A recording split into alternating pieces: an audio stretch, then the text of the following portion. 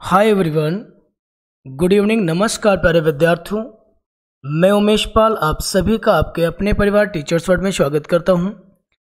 कैसे हो आप सब? उम्मीद है कि बढ़िया होंगे, मस्त होंगे।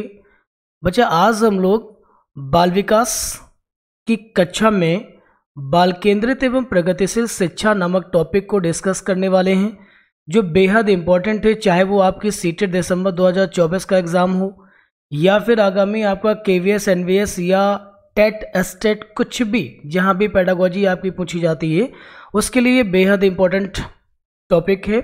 और अब तक मैं अनुभव से ये बात जरूर कहूँगा कि कम से कम आपको 5 नंबर दे के जाएगा, कोई भी पेपर हो और होल सिलेबस में। ठीक है, खासकर आपका जो सेंट्रल गवर्नमेंट के एग्जाम्स हैं, सीटेट हो गया, आपका केवीएस है, एनवीएस है, इनके लिए तो बहुत ज़्यादा इंपॉर्टेंट है। कम से कम 5 नंबर देगा ये। करेंगे सटीक विश्लेषण, और एक सबसे ज़रूरी बात कि हम लोग पेपर से हट के बात बिल्कुल भी नहीं करेंगे। अगर आप लेक्चर को अंत तक देखेंगे तो जो मैं कह रहा हूं कि आपको 5 नंबर मिलेंगे तो ज़रूर मिलेंगे। आप सीटेट दिसंबर देने जा रहे हैं, केवीएस आगामी देंगे, या एनवीएस की परीक्षा जो आगे फ्यूचर में होने वाली है उसे आप देंगे, तो ये आपको बिल्कुल सटीक चीज़ें देखने को वहाँ पे मिलेंगे। एक बार कंटेंट को ठीक से समझ लेने से क्वेश्चन चाहे जो बने उसका जवाब आप आसानी से दे पाओगे, अगर इस लेक्चर को आपने अंत तक देखा तब। ठीक है, शुरू करते हैं आज की क्लास को बिना किसी इंतजार के। लेकिन छोटा सा एक काम जो हमेशा से मैं कहता आया हूँ, बहुत ठीक ठाक प्यार मुझे मिल रहा है, आशीर्वाद आपका है। सेशन को लाइक जरूर कर दीजिएगा, शेयर करना बिल्कुल मत भूलिएगा, ताकि आपके सभी मित्रों को भी यह अवसर मिल सके, उन्हें लाभ मिल सके। यहाँ से बेल आइकन बच्चा प्रेस कर लीजिएगा, जिससे नोटिफिकेशन आपको मिलता रहेगा। और जो भी विद्यार्थी यहाँ पर नए हैं उन्हें चैनल को सब्सक्राइब जरूर कर लेना चाहिए, जिससे कि आपको लेक्चर मिलता रहेगा। आने वाले जो भी लेक्चर्स होंगे उनका नोटिफिकेशन आप तक आसानी से पहुँच जाएगा। एक छोटा सा कह सकते हो कि नोटिस यहाँ पर है कि जिन भी विद्यार्थियों को सीडीपी का नोट्स चाहिए हो तो देख लीजिएगा। डेमो के लिए मैंने यहाँ पर एक तस्वीर यहाँ पर दिखा दी कि इस तरह से मैंने उसको बनाया हुआ है, और ये मेरे द्वारा लिखा गया है। टोटल एनसीईआरटी बेस्ड है, इसलिए सेंट्रल के जो भी एग्जाम्स हैं उनके लिए सबसे बेहतर नोट्स होगा। साथ में एक्यूरेसी का भी पूरा ध्यान रखा गया है। ठीक है, जिनको भी चाहिए होगा वो आप इस नंबर पे आके व्हाट्सअप करेंगे, बहुत कम कॉस्ट में ये आपको अवेलेबल करा दिया जाएगा। चलिए शुरू करते हैं अपनी क्लास को। आइए जानते हैं क्या है। देखिए बच्चा, जो टीचिंग होता है ना, पढ़ाना, शिक्षण, वो 2 तरीके का होता है। एक होता है बाल केंद्रित शिक्षण और दूसरा होता है शिक्षक केंद्रित शिक्षण। इसे आप चाइल्ड सेंटर्ड टीचिंग कह सकते हो, इसे आप टीचर सेंटर्ड टीचिंग कह सकते हो। ठीक है, दोनों में फ़र्क ये है कि इसमें बालक को केंद्र बिंदु माना गया, पढ़ लीजिएगा। इसमें बालक को केंद्र बिंदु माना गया, मतलब बालक में जैसी क्षमता थी, जैसी उसकी आयु थी, जो उसका रेंज है मानसिक योग्यताओं का, उसके हिसाब से उसको पढ़ने के अवसर उपलब्ध कराए जाएंगे। साथ में इसमें जो सक्रियता होगी वो बच्चे की होगी। मतलब कह सकते हो कि बच्चा यहाँ पर एक एक्टिव पार्ट के रूप में देखा जाता है। ठीक है, शिक्षक केंद्रित शिक्षण की मैं अगर बात कर लेता हूँ तो इसमें क्या है कि शिक्षा का केंद्र स्वयं शिक्षक होता है। मतलब जितनी नॉलेज शिक्षक को है बस वो परोसे चले जा रहा है, उससे फर्क नहीं पड़ता है कि उसके द्वारा दिया गया ज्ञान कौन कौन पचा पा रहा है, किसे वो बात समझ में आ रही है। ठीक है, और सबसे नेगेटिव बात जो है वो ये है कि ऐसी शिक्षण विधि में बालक सक्रिय नहीं होता, वो पैसिव लर्नर बनकर रह जाता है। इसलिए 2010 के बाद से इस शिक्षण व्यवस्था को विद्यालयों से हटा लिया गया, और आरटी एक्ट 2009 के अंतर्गत 1 अप्रैल 2010 से पूरे देश में चाइल्ड सेंटर्ड एजुकेशन या प्रोसेस या टीचिंग मेथड को अप्लाई कर लिया गया। मतलब 2010 के बाद से प्रत्येक विद्यालय में जो शिक्षण होता है वो बाल केंद्रित शिक्षा के अनुसार होता है। आई थिंक आपको बात आसानी से समझ में आ गई होगी। ठीक है बच्चा, अंत तक अगर ध्यान से सुनेंगे तो एक एक बात बहुत ठीक से एक्सप्लेन करने वाला हूं मैं। आज के बाद फिर कभी आपको चाइल्ड सेंटर्ड एजुकेशन की कोई भी समस्या नहीं रह जाएगी और ना ही तो इससे रिलेटेड कोई भी क्वेश्चन आपको कभी परेशान करेगा। शुरू करते हैं। बाल केंद्रित एवं प्रगतिशील शिक्षा दोनों एक ही सिक्के के दो पहलू हैं। ठीक है, और दोनों को अलग अलग तरीके से हम ना देखें, लेकिन यहाँ पर पढ़ना हमको अलग अलग है। बाल केंद्रित शिक्षा सबसे पहले समझ लेते हैं क्या होती है। इसका मतलब ये होता है कि बाल केंद्रित शिक्षा का अर्थ है कि बालक को केंद्र बिंदु मानकर शिक्षण किया जाए। कहने का मतलब ये है कि बालक की आयु, मानसिक क्षमता, रुचि, प्रवृत्ति आदि उसके सभी आवश्यकताओं को ध्यान में रखकर ही शिक्षण किया जाए, मतलब टीचिंग करी जाए। ठीक है, तो सिंपल सी बात है कि बच्चे को सीखने में आनंद आएगा, बच्चे को शिक्षा ग्रहण करना बोझ महसूस नहीं होगा, बच्चा अपनी पूरी ताकत से सीखने पर जोर देगा। मतलब यूं कह सकते हो कि टीचिंग पीरियड का मोस्ट ऑफ द टाइम बच्चे की लर्निंग में एक्सपेंस होगा। आप समझ रहे हो ना? तो इसलिए ये बाल केंद्रित शिक्षा एक अच्छी व्यवस्था मानी गई है। चलिए, स्टार में हमने 3 पॉइंट बना रखे हैं जहां पे डायरेक्टली कई बार क्वेश्चन पूछ लेता है कि बाल केंद्रित शिक्षा के समर्थक कौन है। भाई जॉन डीवी हैं। भारत में बाल केंद्रित शिक्षा का श्रेय भारतीय शिक्षाविद गिजू भाई को जाता है। ठीक है, अच्छा, थर्ड पॉइंट देखेंगे। बाल केंद्रित शिक्षा पूरे देश में, मतलब जम्मू कश्मीर को छोड़ करके 1 अप्रैल 2010 को आरटी एक्ट 2009 के अंतर्गत लागू करी गई। क्लियर? तो कभी कभी उसने यही क्वेश्चन पूछ लिया है कि किस एक्ट के अंतर्गत बाल केंद्रित शिक्षा पूरे देश में लागू करी गई थी, है ना, या फिर भारत में कब इसे पहली बार लागू किया गया था। तो 1 अप्रैल 2010 को लागू किया गया। क्लियर? उम्मीद है कि इस स्लाइड से सारी चीजें आपको समझ में आसानी से आ गई होंगी। बिल्कुल बच्चा मत सोचिएगा कि किस परीक्षा में कितना पूछा जाएगा, लेकिन अगर एक बार आप टॉपिक को कंप्लीट कर लेते हो तो फिर आपको इससे रिलेटेड कोई समस्या नहीं रह जाएगी। अभी आप एग्जाम हो सकता कोई ना भी देने जा रहे हो, सारे के सारे विद्यार्थी तो सीटेट नहीं दे रहे होंगे, बट ज़्यादातर दे रहे होंगे, तो उनके लिए तो इम्पोर्टेंट है ही। लेकिन आगामी जो भी आप परीक्षाएं दोगे, अगर आपने बीएड या डीएलएड कर रखा है तो उसमें ये काम आएगा। तो आप आसानी से समझ लें और थोड़ा सा समय दीजिएगा तो चीज़ें आपको ठीक से समझ में आ जाएंगी। बाल केंद्रित शिक्षा का महत्व क्या है, क्या इसकी इम्पोर्टेंस है, क्यों करी जानी चाहिए।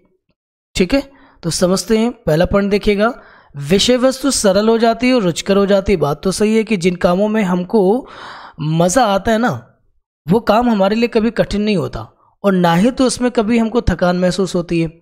तो इसलिए बच्चों को पढ़ाने के दौरान इस बात का विशेष ध्यान रखना है कि बच्चे का इंटरेस्ट सब्जेक्ट में बना रहना बहुत जरूरी है। ठीक है, और साथ में इजी हो जाता है। अच्छा, दूसरा देखिएगा, इसमें व्यवहारिक व सामाजिक शिक्षा दी जाती है। देखिए, विषय सरल व रुचिकर इसीलिए हो जाता है क्योंकि जो कुछ भी पढ़ाया जा रहा होता है वो व्यवहारिक होता है और सामाजिक होता है और गैर उदाहरणों के द्वारा उसकी पुष्टि करी जाती है। गैर उदाहरण समझ तो जो उसके आसपास के एग्जाम्पल हैं, समझ रहे ना। तो व्यवहारिक और सामाजिक शिक्षा हो गई। थर्ड नंबर देखेंगे, इसमें बच्चों को आत्म अभिव्यक्ति के समान अवसर मिलते हैं। यार ये ना बहुत इंपॉर्टेंट चीज़ है ना। मैंने इसको बोल नहीं किया बट अभी मैं कर रहा हूँ इसको ठीक से समझ लीजिएगा। ये वाला आत्म अभिव्यक्ति का मेन है सेल्फ एक्सप्रेशन। बच्चे के अंदर जो थॉट चल रहा है, जो विचार चल रहा है, उसका बाहर आना बहुत ज़रूरी है। एक तो ये कि उसके अंदर का हेजिटेशन खत्म होगा, साथ में ये कि अध्यापक को इस बात की जानकारी होगी कि बच्चा एक्चुअली क्या कहना चाह रहा है और कहने से आपको ये पता चलेगा कि बच्चा उस दिए गए ज्ञान के संबंध में कितना जान पाया है, कितनी गहराई में। इससे क्या होगा कि आप एनालिसिस कर सकते हो और उसमें सुधार कर सकते हो। ठीक है, चलिए चौथा नंबर देखेंगे। इसमें बालक की क्षमता, रुचि, प्रवृत्ति और आवश्यकताओं को ध्यान में रखकर शिक्षण किया जाता है। ये हम अभी थोड़ी देर पहले पढ़ के आए थे। बहुत इंपॉर्टेंट पॉइंट है ये आपका। इसमें निदानात्मक एवं उपचारात्मक शिक्षण होता है। निदानात्मक और उपचारात्मक शिक्षण का मीन समझ लो। निदानात्मक को कहा जाता है डायग्नोस्टिक और उपचारात्मक हो गया रेमेडियल टीचिंग की बात कर रहे हैं। तो देखिए दोनों ये भी एक सिक्के के दो पहलू हैं। देखिए सबसे पहले किसी भी बीमारी को जानने के लिए हम उसे डायग्नोसिस करते हैं। डॉक्टर क्या करता है कि जब हम बीमार होते हैं, रोग हमें लग जाता है, हम डॉक्टर के पास जाते हैं तो सबसे पहले वो डायग्नोस्टिक सेंटर भेजता है पर्टिकुलर कोई टेस्ट लिख के। मतलब समझ लो, वो जानना चाहता है, डायग्नोसिस करना चाहता है कि एक्चुअली जो बीमारी का स्तर है या टाइप है वो कौन सा है। उसके बाद ही वो हमारा उपचार करता है। ऐसे ही अध्यापक को करना होता है कि सबसे पहले अधिगम में कहाँ कठिनाई हो रही है, लर्निंग में कहाँ उसे डिफिकल्टी फील हो रहा है, इस चीज़ को समझेंगे, उसके गैप्स को जानेंगे, उसके बारे में डिटेल टीचिंग कर देंगे, वही गैप्स फिल करने का काम कर देंगे। तो बच्चे को आसानी से चीज़ें समझ में आ जाएंगी और वो इम्प्रूव कर जाएगा। उम्मीद है समझ आ गया होगा कि बाल केंद्रित शिक्षा का हमारे जीवन में क्या महत्व है। ठीक है, आइए अगले पार्ट पे हम लोग चलेंगे। बाल केंद्रित शिक्षा के सिद्धांत। ये तो हमने जान लिया कि बाल केंद्रित शिक्षा होती क्या है, ये भी जान लिया कि बाल केंद्रित शिक्षा का महत्व क्या है, लेकिन क्या इसका इम्प्लीमेंट कैसे करोगे। अगर आप अध्यापक हो जाते हो, आप अपने विद्यालय जाते हो, तो वहाँ पर चाइल्ड सेंटर्ड एजुकेशन प्रोग्राम को आप कैसे इम्प्लीमेंट करोगे, क्या करोगे उसके लिए। तो मैंने देखिए एक तस्वीर के माध्यम से आपको समझाने की कोशिश करी है कि एक तरीके से मैडम जो पढ़ा रही हैं तो वो एक इनोवेटिव टीचिंग मेथड हो गया। मतलब वो क्रिएटिव टास्क दे रही हैं बच्चों को और उसके थ्रू समझाने। साथ में देखेंगे आप कि एक्शन बेस्ड लर्निंग है ये। ठीक है, एक्शन बेस्ड लर्निंग कह सकते हो, या कह सकते हो कि यहाँ पर मैम और बच्चे दोनों ही फिजिकली इन्वॉल्व हैं। तो कहीं ना कहीं ये चाइल्ड सेंटर्ड एजुकेशन के अंदर ही आता है। ठीक है, समझते हैं क्रियाशीलता का सिद्धांत। कोशिश कीजिए। क्रियाशीलता का मतलब ये होता है कि जो लर्नर है, जो हमारा बच्चा है, उसको आप एक्टिव रखने का काम करेंगे। लर्नर को कभी पैसिव नहीं होने देंगे, उसे एक्टिव लर्नर बना के रखेंगे, क्रियाशील रखेंगे। उसको अपनी बातचीत के दौरान, चर्चा के दौरान, या आप ऐसा कुछ उसके साथ टास्क करें या दें ताकि वो एक्टिव रह सके। ठीक है, कभी कभी आपने स्कूलों में देखा होगा कि बहुत सारे शिक्षक क्या करते हैं कि सपोज दैट कुछ भी सुनना चाहा, जानना चाहा, प्रश्न करना चाहा, तो अक्सर शिक्षक क्या करते हैं कि पर्टिकुलर या तो वो लाइन वाइज या रो वाइज क्वेश्चंस पूछ लेते हैं या फिर पर्टिकुलर नाम लेके पूछ लेते हैं। तो ये दोनों से ही बच्चा आपका एक्टिव नहीं रह जाता। ठीक है, क्वेश्चन पूरी क्लास से होना चाहिए, उसके बाद जवाब किसे देना है ये आपको तय करेंगे। तो इससे क्या होगा कि बच्चों का फोकस जो होगा लगातार आपके प्रश्न की तरफ बना रहेगा, बच्चा क्रियाशील रहेगा। ठीक है, सेकंड पार्ट आइएगा। ऐसे टीचिंग मेथड को अप्लाई कीजिए जिससे बच्चों का इंटरेस्ट बना रहे क्लास में, है ना। ये रुचि मेंटेन रखना, उसको बनाना अपने सब्जेक्ट में, ये आपका दायित्व है और ये करना ही होगा। अब ये देखना है कि आपको कि ये रुचि कैसे बना पाएंगे। जैसे कई बार होता है कि बच्चे, आप क्लास में गए तो बच्चों से कहा कि बेटा आज हम मैथ्स पढ़ेंगे। ठीक है, बच्चों का नहीं सर मेरा मूड नहीं है आज, हाँ मन नहीं हो रहा, बहुत टायर्ड फील कर रहा हूँ, पजल फील कर रहा हूँ, मुझे नहीं पढ़ना आज। ठीक है, तो क्या करेंगे आप, उनके साथ खेलना शुरू कर देंगे। और अगर आप ऐसा कर रहे हैं तो अपने लेक्चर करने की जगह अगर आपने उन्हें खेलना शुरू कर दिया उनके साथ, तो ऐसा वो रोज करना शुरू कर देंगे। तो फिर आप अपने सब्जेक्ट को कब पढ़ाओगे, कब सिखाओगे। तो कहने का मतलब ये है कि बच्चों को प्लेवे मेथड से पढ़ाना शुरू कर दीजिए, अपने टीचिंग मेथड को चेंज कर दीजिए।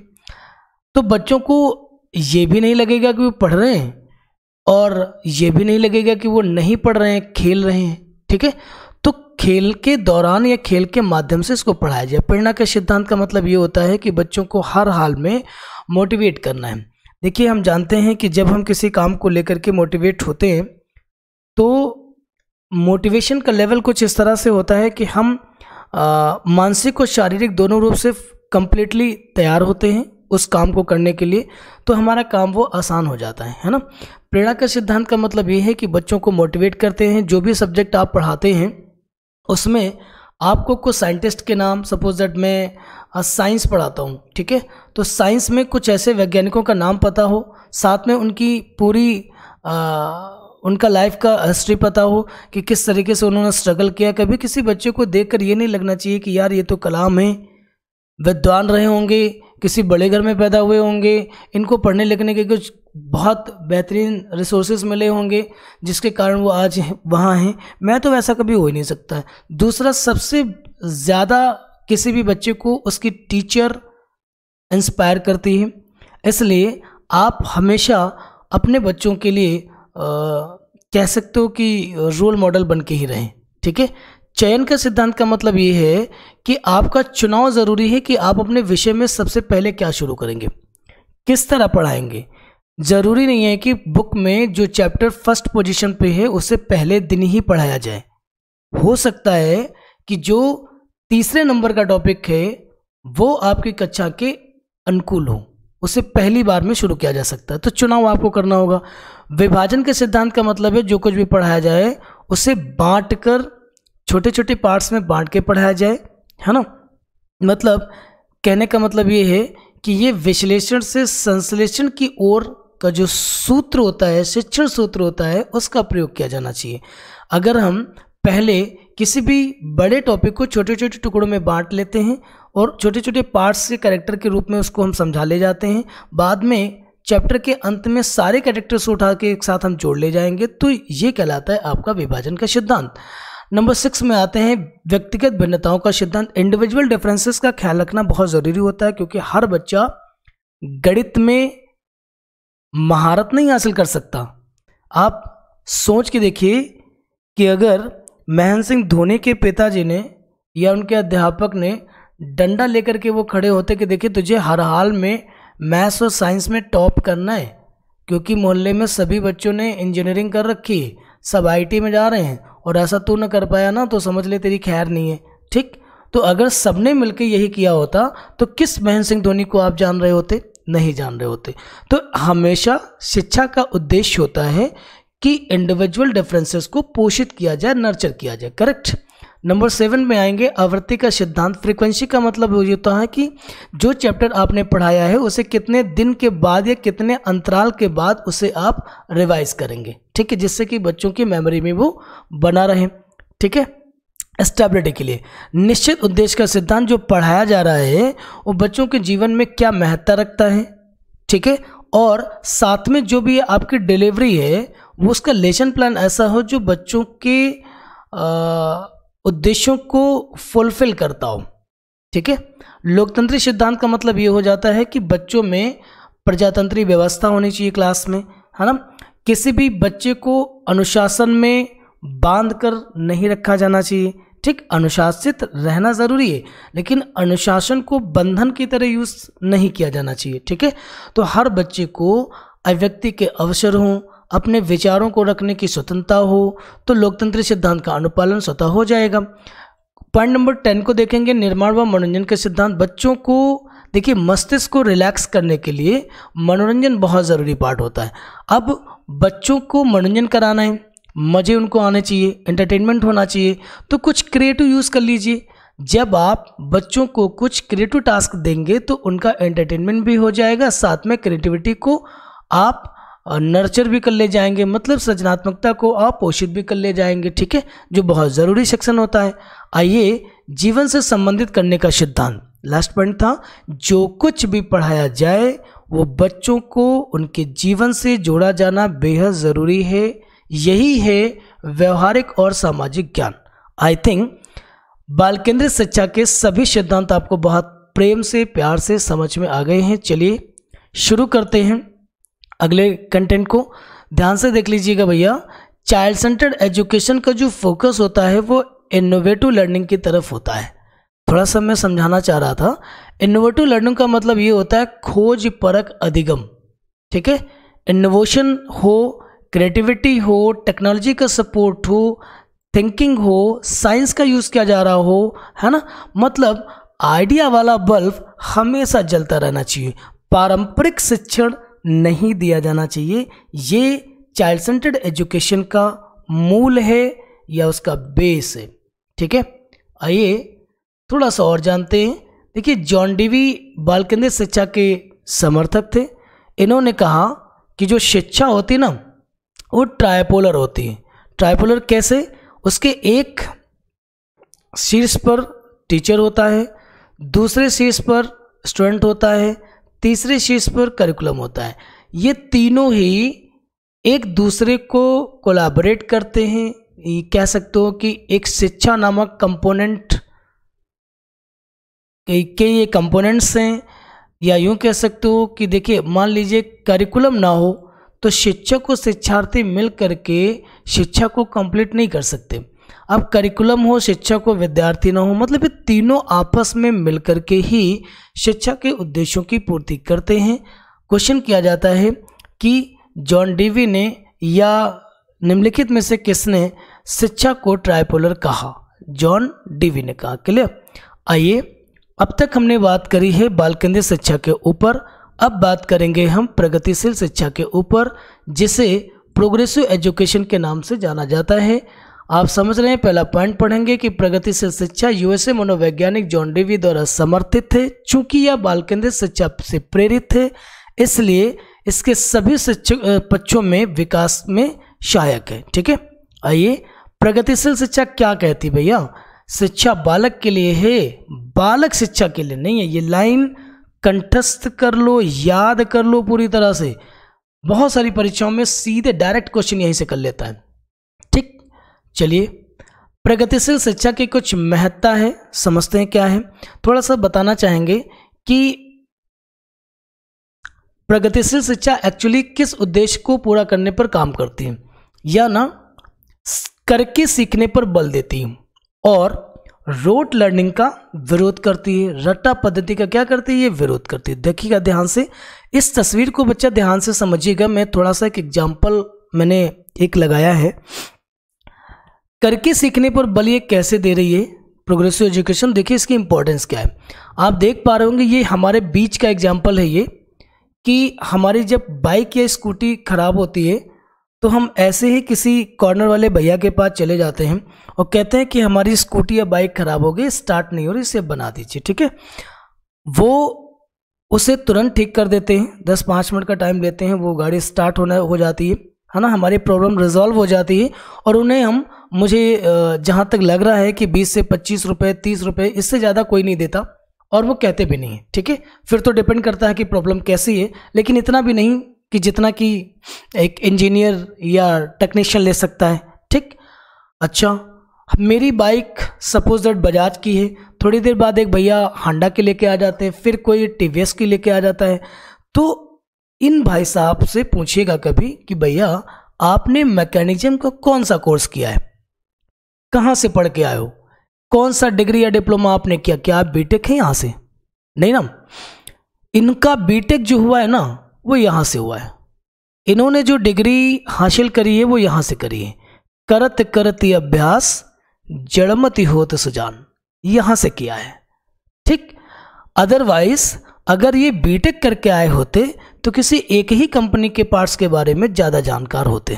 ठीक है, और दूसरी बात, जो भी गाड़ी ये हम खरीद के लाए हैं, मैं मान लूँ, वैसे मैं कम प्राइस बता रहा हूँ, लेकिन मान लूँ मैं 50,000 की बाइक अगर हम खरीद के लेके आते हैं, कंपनी मुझे दे रही होती है, कंपनी ने इसका मैन्युफैक्चर किया होता है, और उसके बाद अगर हमें ज़रा सी प्रॉब्लम आती है तो मुझे मान लीजिए कि कंपनी के किसी स्टोर में जाकर के ये प्रॉब्लम रिजॉल्व करने के लिए बोला जाता, जहाँ पर वो ट्रेंड मैकेनिक्स रखते हैं, तो ये प्रॉब्लम मुझे ये 20 से 30 रुपये में नहीं ठीक होती। और दूसरी बात ये है कि वो ठीक कर ही नहीं सकते थे, क्योंकि उनके पास ऐसी छोटी छोटी प्रॉब्लम्स को रिजॉल्व करने के लिए वक्त नहीं होगा। ठीक, तो आप देख रहे हैं ना कि इन भाई साहब ने कहीं कोई स्कूलिंग नहीं करी, करके सीखा और सीख लिया और रोजगार परक हो गए। ठीक है, यहाँ देख लीजिएगा, यह रचनात्मक विधियों पर बल देती है। इनोवेटिव लर्निंग को ये बहुत ज़्यादा अप्रोच करती है। ठीक, और साथ में जीवन पर्यंत सीखने पर बल देती है। जो कुछ भी सीखा जाए वो रोट लर्निंग से परे होनी चाहिए। आप इनोवेटिव प्रोसेस में जाकर के चीज़ों को पढ़ेंगे, सीखेंगे, तो वो आपके दिमाग में स्टेबल रहेगा, और एक्चुअली वही तो होगी आपकी best learning section. I think आपको प्रोग्रेसिव एजुकेशन के संबंध में बात समझ में आ गई होगी। मैंने आपको बहुत प्यार से, बहुत अच्छे से समझाने की कोशिश करी है। अगर बच्चा आपको लगता है कि मेरी मेहनत है यहाँ पर और मैंने आपको एक बेहतरीन कंटेंट प्रोवाइड किया है, तो प्लीज़ एक बार शेयर ज़रूर कर दीजिएगा, लाइक ज़रूर कर दीजिएगा, क्योंकि ये मेरे लिए काफ़ी इंपॉर्टेंट होता है। मैं और भी बेहतर आपके लिए कुछ काम कर सकूं, इसके लिए कमेंट्स भी बहुत ज़रूरी हैं। Thank you so much. आज की क्लास यहीं पर वाइंड अप करेंगे, मिलेंगे नेक्स्ट डे, फिर एक बार पे बाय को इसको करेंगे, ठीक है।